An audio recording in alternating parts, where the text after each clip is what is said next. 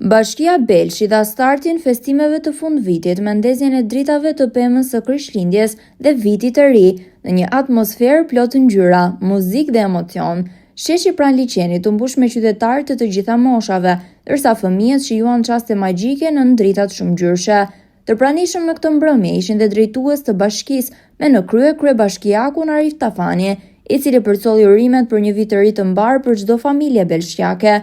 Në ndriçimin që pasqyroi mbi sipërfaqen liçenit, Belshi konfirmoi edhe një herë statusin e tij si një nga destinacionet më të bukura turistike të Shqipërisë. Kjo mbrëmje nuk ishte vetëm një simbol i nisjes së festave, por edhe një ftesë për të gjithë vizitorët që të zbulojnë magjinë e 84 liçeneve të zonës, natyrën, mikpritjen dhe atmosferën festive që Belshi di të dhurojë. Eventi vazhdon me muzikën live, valle popullore dhe këngë festive, ku të vegjëlit morën pjesë në aktivitete argëtuese të organizuara posaçërisht për ta.